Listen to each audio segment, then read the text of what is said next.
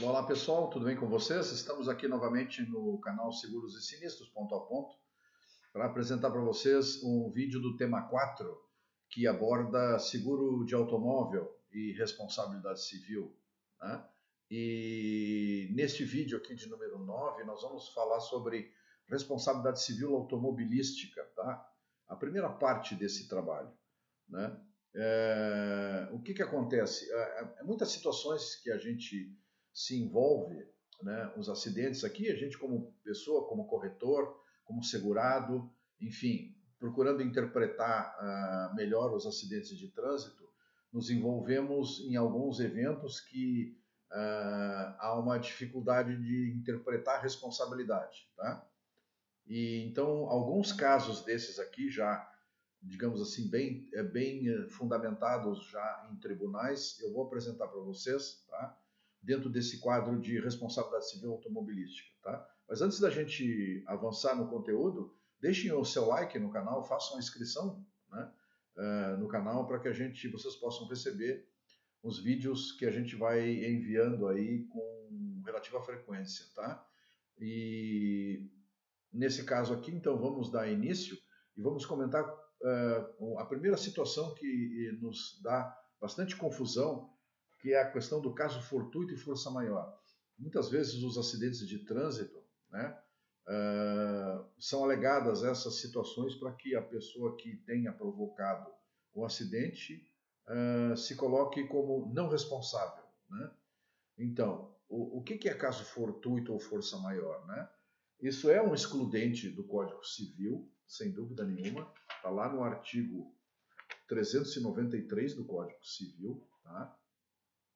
É uma situação em que resulta uma causa estranha por parte da pessoa, tá? E que é uma condição irresistível, ela não pode impedir o caso, né?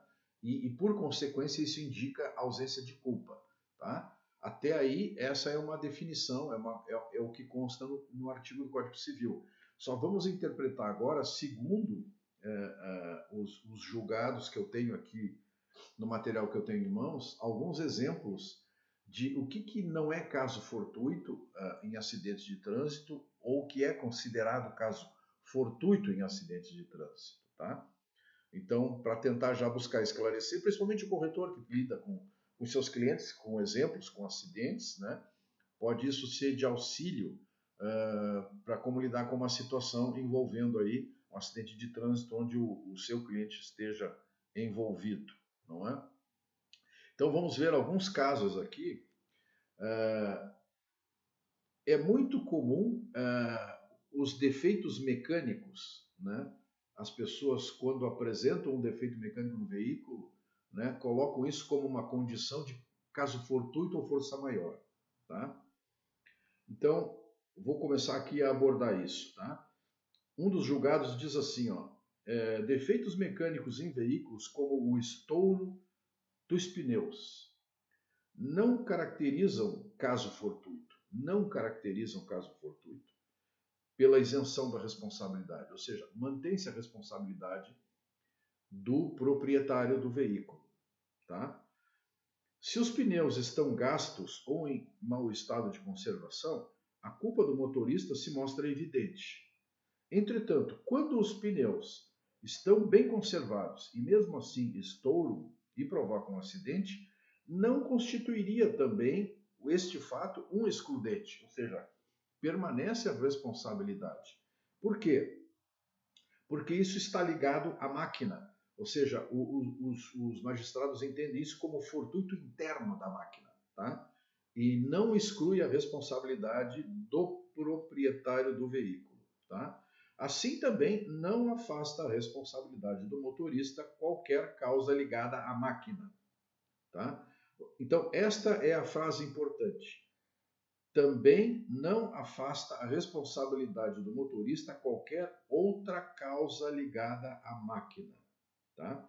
Então, isso é o que define. Tá? Qualquer outra anormalidade mecânica que venha isso a causar um acidente, não dá para alegar caso fortuito e força maior. Tá? Essa é uma responsabilidade que permanece com o proprietário do veículo. Tá? Então, E é muito comum, às vezes o cara diz, a barra da direção quebrou, o pneu estourou, o sistema de freio falhou, né? Mais ou menos comum é isso aí, né? Então, o que é intrínseco ao veículo não nos cabe tentar buscar. Ou caber, pode caber, mas a responsabilidade ela permanece do proprietário do veículo, tá? Agora, o que não é, o que de fato a gente pode caracterizar como caso fortuito, tá? O que pode ser caracterizado como caso fortuito, tá? Somente o fortuito externo, isto é, causa ligada à natureza, estranha à pessoa do agente e à máquina, tá? Exclui a responsabilidade por ser imprevisível, né? Então, quando o motorista e sua máquina são envolvidos em um acidente, só que a causa veio externa, veio da natureza, por exemplo, tá? Uma queda de uma árvore, né? Ou é o mais comum, né? Ou algum outro objeto na pista, enfim, qualquer causa externa à máquina, aí a ele como condutor desse veículo, como proprietário do veículo, aí podemos caracterizar como um excludente de responsabilidade. Ou seja, aí aplicar a regra do caso fortuito e força maior. Tá? Tem um outro trecho aqui de um magistrado que deixa isso bem claro. Quem põe em circulação veículo automotor assume, só por isso, a responsabilidade pelos danos que do uso da coisa resultarem para terceiros. Quem põe em circulação veículo automotor assume, só por isso, a responsabilidade pelos danos que do uso da coisa resultarem para terceiros. Tá? Então, vem que isso é maneira bem clara e afasta essa questão das falhas no veículo para a alegação de caso fortuito e força maior. Tá? Espero que a questão do caso fortuito esteja sido bem esclarecida, mas nós temos outras responsabilidades civis automobilísticas que eu quero mostrar para vocês aqui ainda na sequência. Vejam também, por exemplo, envolvendo colisão. Tá? Colisão com veículo estacionado irregularmente. Tem um veículo na rua estacionado em lugar proibido. O motorista que colide seu veículo contra outro estacionado responde pelos danos causados, ainda que comprovado o estacionamento irregular desse último. Ou seja, quem bate num carro que está estacionado irregularmente, não dá para dizer, eu não sou responsável, ou tenta inverter o ônus da responsabilidade, dizendo que, porque o veículo estava mal estacionado, é que eu bati, né? Ou que eu bati num veículo mal estacionado, então eu não tenho responsabilidade. Essa responsabilidade permanece, tá? Ela está identificada, isso inclusive, repito, o material que eu trabalho é sempre julgados, tá? Nos tribunais de justiça aqui do país, tá? Colisão em cruzamento não sinalizado. O Conselho Nacional de Trânsito nos diz que nos cruzamentos não sinalizados tem a preferência o veículo que vem pela direita. Tem a preferência pelo veículo que vem pela direita quando não há sinalização no cruzamento. Entretanto, a regra não é absoluta, pois implica que ambos veículos cheguem ao mesmo tempo, que é uma coisa mais difícil de acontecer. Se isso não acontece, isto não acontecendo, tem a preferência o que chegar primeiro. Ou seja, se há um cruzamento onde não há sinalização, tá? Quem chegar primeiro a esse cruzamento tem a preferência para o ingresso, para efetuar o cruzamento. Tá? Se ambos chegam junto, tem a preferência aquele que vem pela direita. Essa é a regra. Tá? E a colisão em cruzamento ela é bem complicada, e eu quero lembrar aqui aos colegas corretores de que, se vocês se derem conta, muitos dos questionários de avaliação, nas aberturas dos sinistros de automóvel, há uma pergunta lá, né? O acidente aconteceu em cruzamento? Sim ou não? Né? Porque se aconteceu em cruzamento, o segurador já sabe que aí pode haver questões envolvendo responsabilidade de A, de B, de segurado ou de terceiro. E às vezes o próprio cliente inverte a responsabilidade por não saber, ou então o cliente se submete a uma condição de aceitar que seja ele o responsável e não o terceiro, e às vezes o ônus de responsabilidade está invertido, é o terceiro responsável. Né? Então, cuidem dessa condição aí do colisão e cruzamento não sinalizado. Tá? E a outra questão, a colisão, tá? E a preferencial. Tá? São consideradas as preferências as ruas sinalizadas. Tá? Preferenciais são as ruas sinalizadas. Ou também aquelas que têm maior volume de tráfego. Se elas não estão sinalizadas, a que tiver o maior volume de tráfego, esta é a preferencial. Também é uma regra que vai ser considerada. E hoje é muito fácil se ter essa análise, né, através de mapas e do Google Maps, por exemplo, é fácil de se ter e depois de se avaliar esse evento. Tá? Então, essa é uma outra condição importante. Tá? Alerta. Tá? Vamos ver mais. Aqui nós temos outra condição que também é importante: comprovação do dano. Tá? Tem se decidido que as despesas com conserto de automóvel, desde que comprovadas por notas fiscais expedidas por oficinas mecânicas idôneas, merecem ser creditadas até a prova em contrário. Desta forma, em muitos casos, a vistoria do veículo ou a perícia é dispensada. Tá?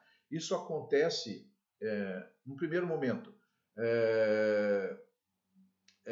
no juizado especial civil, onde às vezes acabam essas discussões, né, de quem é o responsável pelo acidente ou a prova do dano. Né? Aqui nós estamos discutindo a prova do dano. Né?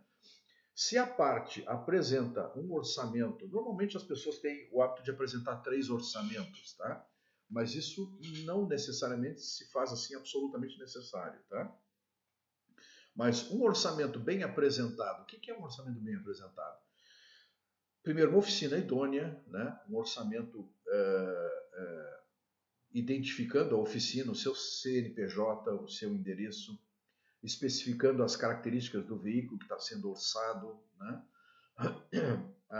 O nome do proprietário do veículo, e aí o mais importante, a discriminação dos serviços, peça a peça, preço por peça, mão de obra para aplicar a peça ou para recuperar o componente, né? Tudo bem discriminado, né? Isso dá fé para o magistrado que está lá do outro lugar analisando isso, né? E muitas vezes isso o magistrado fica satisfeito com isso e dispensa perícia. Se vier agregado com fotografias, que hoje é uma condição que é inerente, todo mundo tem um celular e todo mundo consegue fazer fotografias de dano, né? Levando em consideração aqui que as fotos são de boa qualidade, né? Porque às vezes as pessoas tiram fotografias, aí eu deixo uma dica aqui de quem é perito também, né? Fotografam o veículo, mas se esquecem de identificar a placa, né? Então tem dano, mas não aparece o veículo de maneira mais geral e também não aparece a placa. Então isso é uma coisa complicada, né? Então sempre lembrando que a gente precisa identificar, né, a placa e o veículo também nas imagens com dano, né? Para tanto, se faz necessário um detalhamento das peças e das partes a serem substituídas, bem como a mão de obra. Isso é fato.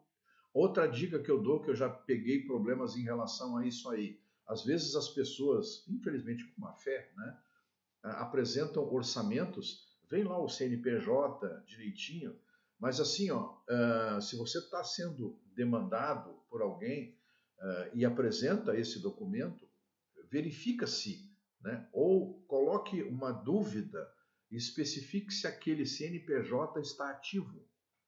Tá? E é fácil hoje da gente confirmar isso através de um celular, né? Entrando no site da Receita, é fácil identificar hoje. Porque se esse CNPJ não estiver ativo, né, é possível que esteja se usando apenas o nome da empresa. Às vezes vem um carimbo, né, Carimbo não quer dizer muita coisa. A empresa pode estar inativa e o carimbo está lá parado dentro de uma gaveta, né? Então, verificar o CNPJ do orçamento é uma dica que eu deixo aqui para vocês também, tá? Então, responsabilidade civil automobilística, a primeira parte, tá? Nós vamos abordar uma segunda parte para falar mais a respeito dessa condição aí, que ela é muito importante quando envolve acidentes de trânsito, né?